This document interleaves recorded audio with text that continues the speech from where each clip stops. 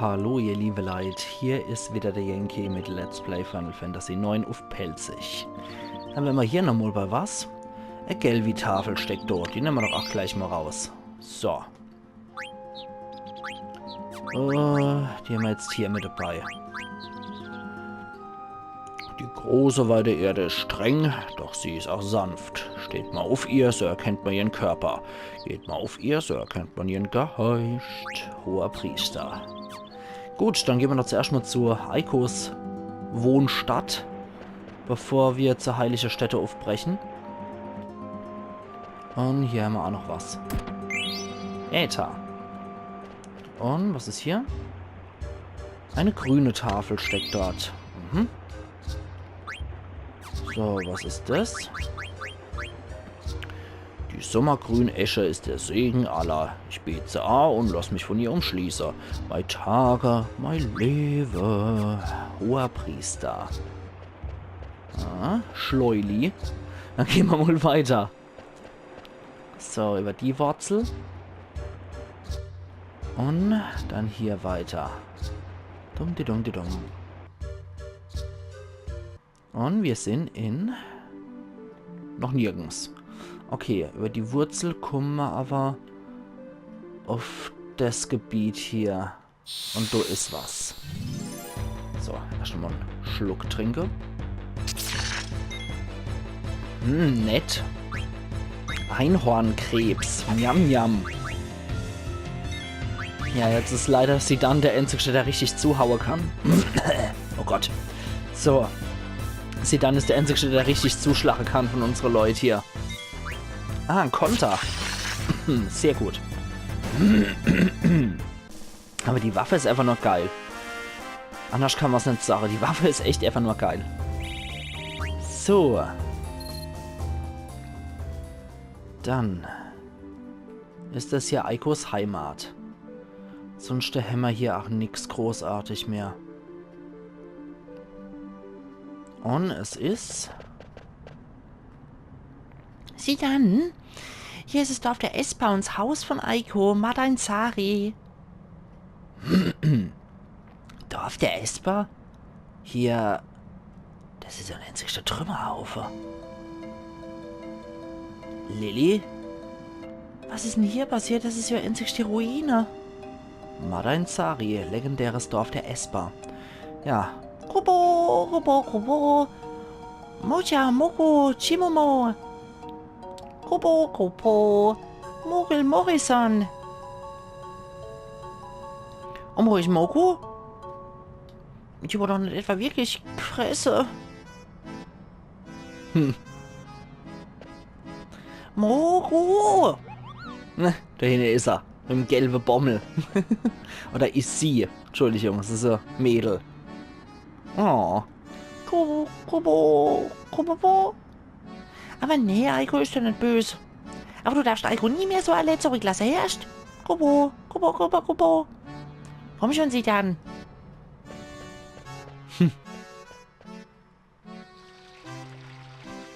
Habt ihr verstanden?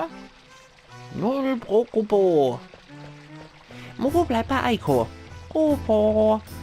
Genau, wie immer an deinem Stammplatz. Kubo. Kann sie anscheinend mit sich tragen. Der kleine Mokri gerade hat er sich in einem Kleid versteckelt. Moko ist der Name und wir sind praktisch unzertrennlich. Kleine Göre. Das ist ein ziemlich zickiges Mädel. Kubo. Sieh dann, du setzt dich da hier. Hey.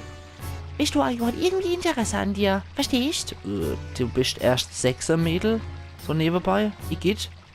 Naja, in gewisser Weise habe ich auch Interesse an dir, Eiko. Echt? Ja, jetzt wirkt Elmul seine ganze eklige Art und dann bei einer 6-Jährigen. So, das ist wahrscheinlich nicht vorgestellt. Zum Beispiel, was die Bestia betrifft und... Was bist denn du für so ein Typ? Wie alt bist du denn? Was machst du denn so? Wo willst du überhaupt hier? Langsam eigentlich. Was ist denn der Lieblingsesse? Was ist denn der Lieblingsbestia? Was sind der Lieblingsmokris? Und was von Frauen magst du dann so? Tja, Pech gehabt. Er wirkt mit seiner Art nur bei 6-Jährigen. Sieh mal, wie dich treffe ich zum ersten Mal in meinem Leben. Lilly, was hast du? Weil schon noch ohne uns? Ja, das heißt, nee, ich mein, es ist nix. Hast du womöglich Fieber? Huch. Anscheinend auch nicht. Bist du etwa eifersüchtig? Warum sollte ich? Sie dann, Lilly, ihr beide seid ganz normale Freunde? Irgendwie habe ich das Gefühl, dass du noch mehr ist.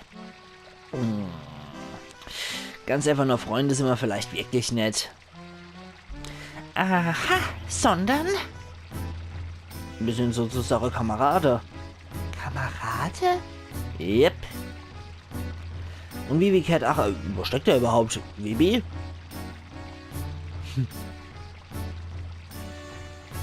So wie Aiko mit Moko und der ganze andere Mokris? Ja, so ähnlich halt.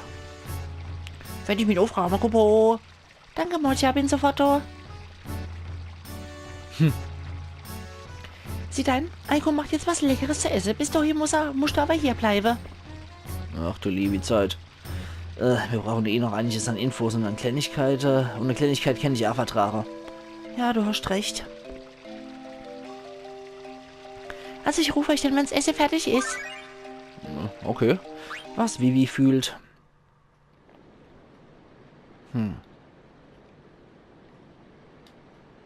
Herr 288 hat gesagt, ich kenne die Bedeutung des Todes. Ich glaube, Stehenbleiber und Sterben sind etwas anderes. Aber in Wirklichkeit weiß ich nicht, was es hieß, zu leben oder zu sterben. Wo kommt man her? Und wohin kehrt man zurück? Wenn der sich schließende Kreis bedeutet zu leben, boah, dann mein Kreis angefangen. Und wo endet der? Was ist nur mit mir? Ich zitter auf einmal so. Was ist denn das nur, das seltsame Gefühl? Och. Der ist durchaus sehr tiefgreifender Charakter. Ich glaube, ich bin ein bisschen müde. Ich will aber nur an die Kiste. Ich will ein bisschen, ob du müde bist, Mädel. Ja, an die Kiste komme ich halt noch nicht. Gucke ich mich halt erstmal hier um. Ich muss mich auch noch berichtigen. Esper und Bestia sind hier nicht selber. Esper sind hier die Bestia beschwören können. In früheren Final Fantasies waren Esper und Bestia selber. Ich glaube, in Final Fantasy VI waren die Esper dann auch wirklich die beschworen haben und die Bestia waren die beschworene Wesen. Das Dorf der Esper. Vor langer Zeit habe ich mal drüber gelesen. Volk, was die Bestia beschwört und sie beherrscht. Die Bestia. Früher konnte ich mich nicht mit dem Gedanke anfreunden, dass die Bestia in mir lebten. Nur aus dem Grund, noch wenn in mir die Bestia gelebt hätten, hat die Mama mich gefangen genommen und wollte mich für ihren Krieg benutzen. Ich wollte sogar nicht mehr haben, wenn ihr Existenz Mama zu so Taten verleiht oder sie gar von Kuja missbraucht werden. Und trotzdem habe ich gefühlt, dass mir mit der Extraktion wichtige Teil geraubt worden ist. Wieso bloß kommen mir plötzlich die Gedanken? Der Wind, die Landschaft, was ist das für ein seltsames Gefühl, von dem mein Herz so erfüllt wird? Vielleicht könnt ihr eins und eins zusammenreimen. Aber ich sage erstmal nichts. Ja, ich betrete Verbote. Verbote? Und wieso darf der da rein? Kubo? Also dann, hier drin gibt es nur Fels und trockene Erde. Sternestand habe ich ja schon mal probiert. Der Stand hier hat ein richtiges Aroma. Ach gut. Aber das Wasser, das ist echt schön klar. Aber niemand darf... Ach, macht ja nichts draus. Das Beste ist, man kümmert sich gar nicht um... So kann man es auch sagen, ja. Der Laden hier ist aber echt ein einzigster Trümmerhaufen. 10 Uhr noch im Verfall würde ich mal locker tippen. Naja, mal gucken, was Eiko uns kochen wird. 10 Jahre ist aber wirklich großzügig. Ich hätte jetzt eher gesagt so 100, 500 Jahre. Was Eiko fühlt. Danke für so Fragen. Ist ja wirklich alles sauber geworden. Jetzt kann Eiko auch ohne Bedenken sie dann in ihr Haus einladen. Und ab jetzt geht's um die Wurst. So wie Eiko das gesehen hat, haben sie dann und Lilly nämlich noch rein überhaupt nichts am Laufen. Ich habe das Gefühl, dass Lilly in der Beziehung ein bisschen auf dem Schlauch steht. Es besteht Entschuldigung. Es besteht also noch Hoffnung, dass Eiko was für sich rausschlagen kann. Du bist erst 6 Mädel, das gibt's doch gar nicht. Eiko wird sie dann mit ihrer Leckerei so verführen, damit er hier gar nicht mehr weg will. So läuft es also, der Haas. Na dann, viel Glück. Aber die Gerichte von Chefköchin Eiko sind des Öfteren zum Scheitern verurteilt, Kupo. Vor allem jetzt, wo unsere Vorräte fast aufgebraucht sind. Ja, ich weiß, aber deswegen will Eiko sie dann trotzdem beeindrucken. Helft ihr mal. Brrr. Schiebung. Das ist ein Befehl. Die Spezialität von Eiko ist Kartoffeleintopf. Okay, Krummbeere-Eintopf gibt's dann. Da muss ich jetzt zugeben, dass das sogar mockrig schmeckt. Aber neulich war er so scheußlich, dass es mir fast eine Bombe vom Kopf gerissen hätte. Was wird überhaupt noch servieren? Irgendwas als Beilage muss ich mir noch überlegen. Wie wär's mit Fisch, Kubo? Frischer Fisch muss noch gebroten werden, der schmeckt trotzdem prima, Kubo.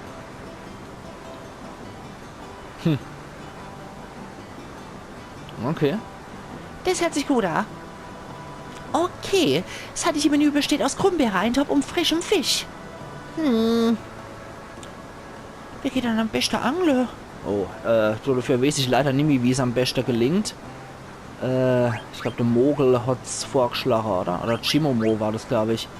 Ich verlasse mich auf dich, Chimomo. Ach, glücklicherweise der richtige ausgewählt. Der hat ja Fisch vorgeschlagen. Die Krummbeere macht am besten der Mogel. Das war der sich so beschwert hat. Ich verlasse mich auf dich, Mogel. Oh, Mist, leider der Falsche. Wollte ich nicht.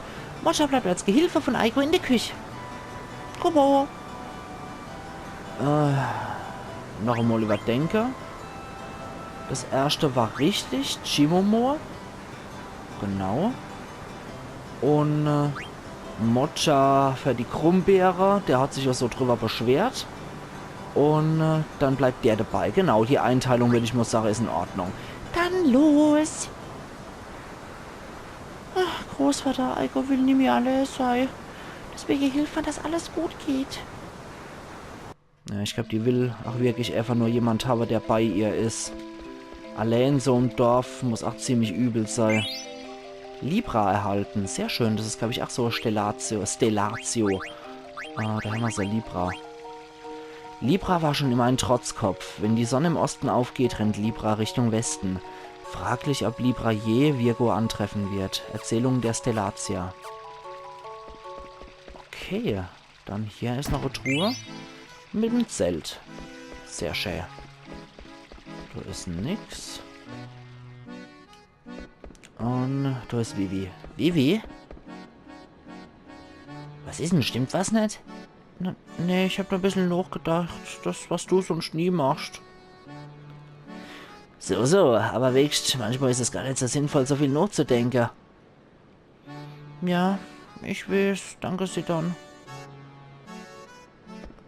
Du weißt ja am besten, wie man nicht nachdenkt und immer nur schwanzgesteuert ist. Ekliger Babsack. Ich werde trotzdem noch ein bisschen nachdenken, sonst macht es ja keiner hier. So, haltet ein, Kupo! Entschuldigt die lange Warterei. Die Gerichte von Chefköchin Eiko werden demnächst serviert. Um euch die Wartezeit zu versüßen, wird mir aufgetragen, euch zu der Wandgemälde zu führen. Bitte hier lang. Okay. Dann gehe ich da mal hinterher. Und Eiko beim Kochen haben wir auch nochmal als Active Time Event. Erlaubt, wie viele Meiler gibt es zu stoppen? Immer für sie denn, Entschuldigung. Immer für sie dann, immer für Eiko.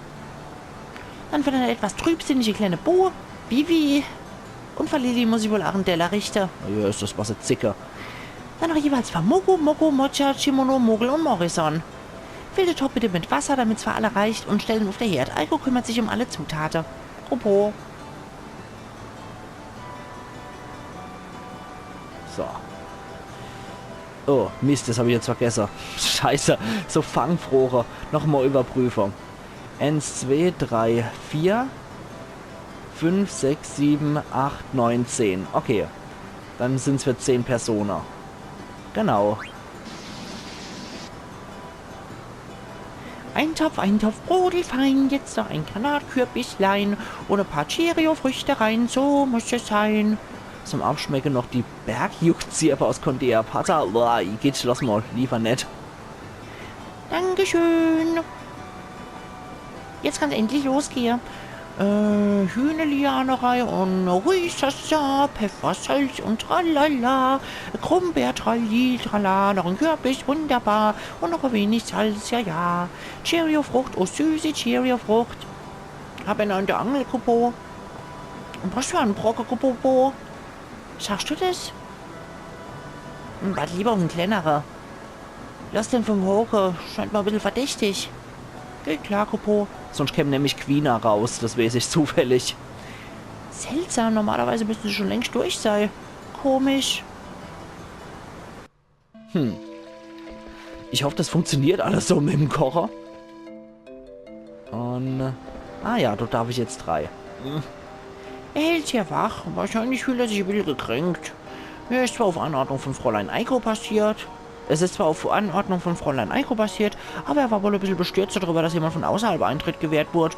Aber er ist halt unbesorgt, wie Mokris alle Fräulein Eiko so lieb, dass das auch bald verstehen wird. Kupo. Scheint ja eine große Sache zu sein, die Wandgemälde. Das Volk der Eschbar hat seit Generationen die heilige Wandgemälde gehütet. Das Volk der Eschbar. Ich muss Lilly holen, sie kann eine Achtbestie beschwören. Tatsächlich? Ja, auf jeden Fall. Vielleicht ist sie auch eine Esper und das war mal ihr Heimat? Hm? Vielleicht habt ihr euch das auch schon wahrscheinlich so zusammengereimt. Lilly, hey, guck mal mit, da gibt's etwas, was anscheinend mit der Beschwörungsmagie zu tun hat. Mit der Beschwörungsmagie? Ja genau, nennt sich Platz der heilige Wandgemälde oder so. So, jetzt ist die wieder in mich rein. Sodass ich nur mit einer Person rumlaufen muss. Oh, da war noch ein Mokri hier gestanden. Das war wahrscheinlich der Wache gehalten hat. Die heilige Wandgemälde wurden die ganze Zeit von Eiko und ihrem Volk behütet. Und nach wir Mokris haben die ganze Zeit über die Wandgemälde und auf Eiko aufgepasst. Also, fass dir auch nichts an, du Kerle. Und was sind jetzt die Leute von dem Volk?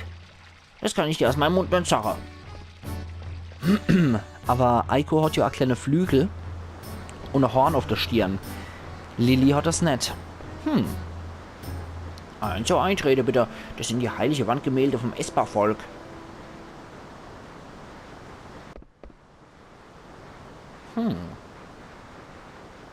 Das Volk der Esper hat die Bestie lange erforscht und hatte danach welch das Wissen über jede neu entdeckte Bestie in Form von den Wandgemälde hinterlassen. Existieren die Bestie alle wirklich? Kupo? Ja, das ist sozusagen die heilige Stätte der Esper, Kupo. Fräulein Eiko hat ja jeden Tag gebetet und hat Räucherstäbchen angezündet, um ihr Ahne zu ehren, Kupo. Welche ist denn das? Das ist Atmos. Atmos war der Lindblumen zerstört hat. Bahamut. Kommt auch noch. Was hast du denn, Lilly?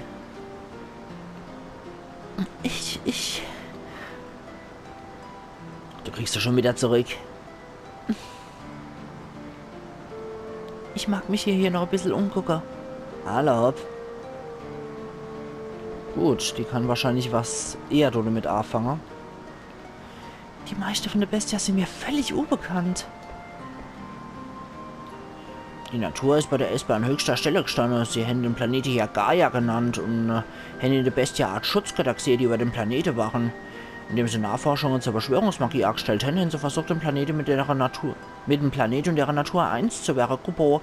Die Esper sind vor 500 Jahren zum ersten Mal in dem Land angekommen, aber jetzt... Tja... Mehr können wir hier leider auch nicht machen. Aber Alkohol beim Kochen Teil 2 haben wir noch. Okay. Dann gucken wir mal, was du abläuft. Seltsam, normalerweise müssten sie schon längst durch sein. Das Feuer ist zu schwach, aber mehr geht mit dem Herd einfach nicht. Kupo. Aber der Vivi. Genau, der Bo kann schwarze Magie benutzen. Er kann uns mit dem Zauber bestimmt helfen. Jetzt fehlen nur noch ein paar frische Fische. Bäh. Hier schwimmen so viele leckere Fische. Kupo. Weiße Haut, weiße Haare, komische Klamotte. Du bist also Kutscher, von dem sie dann gesprochen hat. Ja, fast. Fast, genau. Kann man hier mal verwechseln. Okay, das hatten wir schon. Ja, hat man schon und sie sagt auch nichts Neues. Okay. So. Der wird wahrscheinlich auch nichts Neues sagen können. Hier haben wir auch nichts mehr. Lili hat jetzt ihren Standort verändert. Nee. Okay, das wird auch nicht getriggert. Stimmt, das kommt, glaube ich, erst noch im Essen. Dann geht's hier noch weiter. Und Vivi? Ich würde trotzdem auch ein bisschen nachdenken. Okay, hier nochmal Kopo. Kopo. Das ist ja der reinste Festschmaus hier. Kopo. Willkommen zurück, Sidan. Keine falsche Bescheidenheit. Du hast aber ordentlich was zusammengekocht. Vivi hat Eiko ein bisschen geholfen. Dein Moranischbeck. Und? Alle Achtung, der Eintopf ist ja wohl erst die Sahne. Der Fisch ist ja absolut edel. Sag mal, Eiko, wo sind eigentlich die anderen Eschbar? Aber ist jetzt auch keine einzigste getroffen. Die leben ja wohl nicht unterirdisch, oder? Unterirdisch? Doch. Sie schlupfen alle unter der Erde. Was? Eiko ist die einzigste noch lebende Espa. Seit Großvater vor dem Jörg gestorben ist, lebt Eiko allein mit dem Mokris zusammen. Ganz allein? Aber es macht Eiko nichts aus. Eiko ist nicht einsam. 4 Jahre bevor Eiko auf die Welt gekommen ist, also ungefähr vor 10 Jahren, wurde das Dorf von einer Naturkatastrophe heimgesucht und selbst die Überlebenden in ihre Wunde bald erlegen. Eiko ist das letzte Kind, was in einer glücklichen Familie geboren wurde. Aber ich war noch klein und kann mich an ihr Gesicht erinnern. Verstehe. Wenn Eiko 16 wird, ist er fähig, sich wirklich Beschwörungsmagie anzueignen. Dann darf sich Eiko eine Bestie aus ins Dorf verlassen.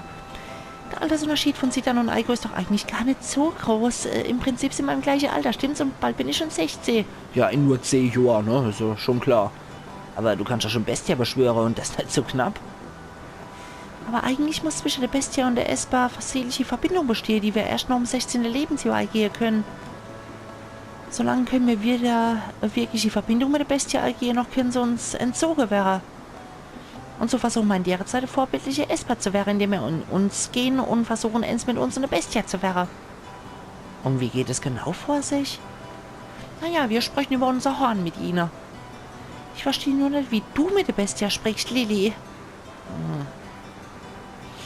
Findest du nicht, dass das Wort Schönheit nur für Eiko existiert? Nein. Hä, was ist denn los? Eiko hat das Dorf nicht verlassen, weil sie darauf wart, dass jemand wie du sie dann ein Prinz sie eines Tages abholt und das Feuer der Leidenschaft in ihr entfacht. Das ist ein Zitat von Meister Evans Gebet an die Sterne. Och, Menno! Erkennt Eiko das, wo wir doch so weit weg von der Zivilisation sind? Danke, es war ausgezeichnet. Puh, ich bin pappsatt. Ich bin Erfolgfresser. Und der köstliche Geschmack macht doch sicherlich süchtig, oder? Wie dem auch sei, hätten wir noch ein paar Frohre. Wie dem auch sei? Das ist aber gar nicht nett. Naja. Ich ramm jetzt ab, bring das Gescheit in die Küste dann. Aber vorher klaue ich erstmal dein Zeug. Jadestein. Okay. Dann den ich aber auch sage, ihr liebe Leute, ich mache hier jetzt wieder meinen Cut und wir sehen uns morgen wieder zu einer neuen Runde Let's Play Final Fantasy 9 auf Pelzig. Also machen's gut und bis morgen dann wieder. Ayan Yankee.